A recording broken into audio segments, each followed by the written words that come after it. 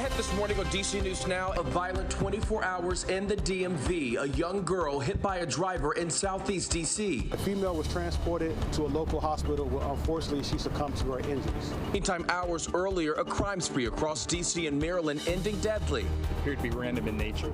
The only thing we can stress is that citizens need to be aware of their surroundings. A chilly and cloudy start this morning. We're tracking showers and when the sunshine returns. Plus, the power of breath. We're helping you slow down and focus on your well-being on this Wellness Wednesday. The O's under new ownership. The billionaire Baltimore native behind the cell. And born on the road. The bundle of joy arriving a little early on the shoulder of I-66. You're watching the station covering all of the DMV. This is DC News Now. Good morning. It is 7 o'clock right now on a Wednesday morning, starting you off with a live look outside. Not a bad start to our day. Jackie will have more on that coming up in just a minute. But first, we want to say thanks for starting your morning with us here on DC News Now. I'm Tanaya Wright. Good morning to you. I'm Corey James. Shanika, she's tracking the roads. We're going to check in with her for more on your commute in just a second. But turning things over to Jackie, who's tracking the forecast. How are things looking this morning? Yeah, just a few spotty sprinkles to kickstart your Wednesday morning. But those are continuing to fade away. And aside from that, we'll be seeing the mainly cloudy skies persisting through the day today. So right now the radar showing us a few of those showers approaching the I-95 corridor and also about to approach the Beltway within the next 15 to 30 minutes. We're seeing those moving across Montgomery County and then even moving across Fairfax County. But these are very light at this point. So again, just dropping as a few of those light raindrops at this point across northern Virginia and even into parts of Montgomery County, moving over towards Olney within the next 15 minutes. Also see with this low down towards our south, that's just producing a few of those light sprinkles at this point. So spotty sprinkles out there this morning. Tomorrow, drier with more sunshine to start off the month of February and a little bit warmer too. Highs, mid-50s. But all more details coming up. Shanika's back with a look at those roads. How's traffic? All right. Good morning. Looking at northern Virginia, we're still on 66 heading east and west. It's looking actually a lot better heading eastbound. We have a crash involving multiple vehicles, and that's right near 234. Earlier, the left side was blocked. I do believe they moved that to the right. And check out those express lanes. How about that? You're able to just fly right past that crash. So let's flip over to the maps. If you do have the option to do so, you won't get stuck in this traffic here. You can see all those delays. It's very congested, so do beware of that. Shanika, thank you. Time right now is 7:01. Developing this morning, DC police say a young girl is dead after a driver hit her in Southeast. This happened last night at a gas station near Minnesota and Pennsylvania Avenues.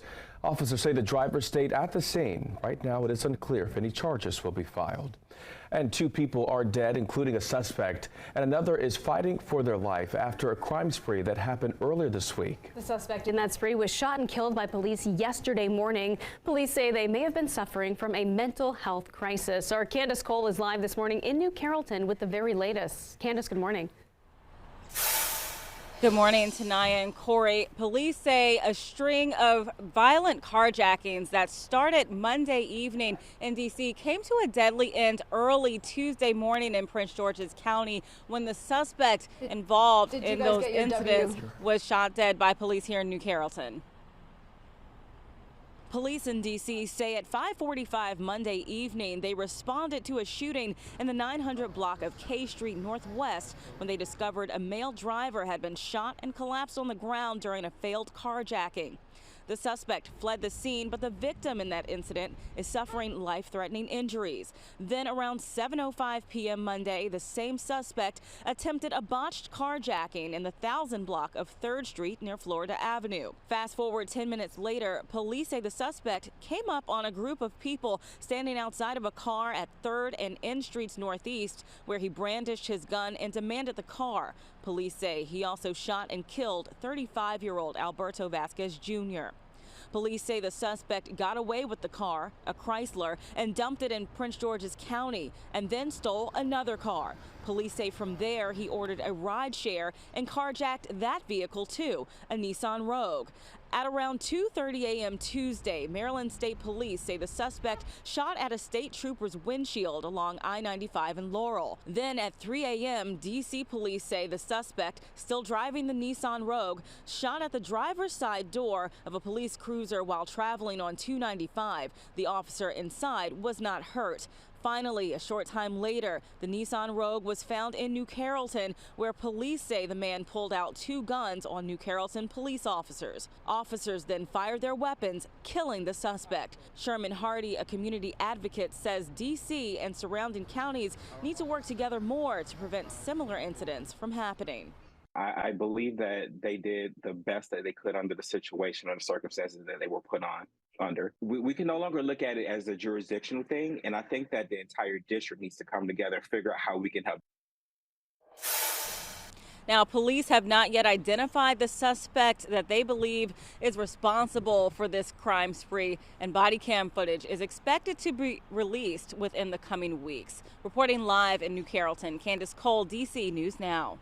Thank you, Candace. Well, one Maryland county is focusing on improving mental health in the region. Montgomery County's Department of Health just released 2023's Community Health Needs Assessment. The report lists mental health as the overall most important health problem. According to the survey, people living in the county say there's a lack of proper mental health insurance. They also say there's not enough bilingual or culturally aware mental health providers. The report also found that low crime, violence-free environments are the most important contributors to a healthy community. All right, well, a new report is labeling social media as one of the main drivers of shootings in D.C. The National Institute for Criminal Justice Reform analyzed shootings and homicides in the district in the last few years. The nonprofit organization says most D.C. police officers interviewed for the report agree with the findings. DC News Now's Joseph Aquila is in studio this morning with more on the gun violence problem analysis. And Tosin, some of the data in this report shows that half of the youth homicide victims and suspects were known to the criminal justice system. 48% to be exact. And that's not the only disturbing data. Speaking about the cause, a mix of gang members making taunting music videos posted on social media, and comments on social media are the leading drivers of shootings in D.C. And that is one of the main takeaways from the report by the National Institute for Criminal Justice Reform. That report says while things like poverty and substandard education are significant root causes of violence, this analysis focused on drivers of gun violence. So let's show you what some of the other leading causes of shootings in the D.C. are in the last few years. They've identified drug sales and drug use, robberies, and personal disputes. And besides identifying the main things pushing shootings, the other concerning thing is in the analysis, it says homicides have gradually gone up in D.C. since 2017. Let's show you a graph of what they say that looked like. The homicide rate in D.C., that was about 180% higher in 2022 than it was in 2017. And the experts say, unlike most of the country, D.C. has experienced an even higher rate of homicides in 2023. Let's dig deeper into this analysis. It showed about 78% of homicide victims and suspects were known to the criminal justice system before the incident. Another important thing that it mentions is overall, most victims and suspects with prior criminal offenses have been arrested about 10 times for about 12 different offenses by the time of the homicide. This only refers to adult arrests and not juvenile arrests. The National Institute for Criminal Justice Reform partnered with MPD and other agencies on this report. Now that we know what's driving shootings and the people impacted have been identified, the report makes recommendations on what strategy needs to be done to tackle the issue. I'll break that down coming up at 7:30. Back to you, Corey. All right, Tosin, thank you. Coming up on 7:08, the Montgomery County Police Department is searching for a new police chief. Chief Marcus Jones says he is retiring in July. Now, he has been in this role since November 2019. However, Jones has been with the department for almost 40 years. When reflecting on his decision to retire, Jones said it has been an honor to lead such a dedicated and talented department. Now is the right time to retire. I'm grateful for the support I have received throughout my career, end quote. And Bowie Police Chief Dwayne A. Preston is holding his first Community Matters Town Hall tonight. This will take place at 7 o'clock at the Covington Community Center in Bowie. Earlier this month, Preston was sworn in as the city's first black police chief. Police are investigating an incident where a car crashed into a home in Centerville. Now, this all happened yesterday afternoon on Carl Byrne Drive. Police say the driver was a juvenile. First responders say one person was trapped inside of the car. A car going 80, 70, 80 miles an hour diagonally. Now the homeowner says they are okay, just a bit shaken up. As of right now, there is no word if the driver is going to face any charges.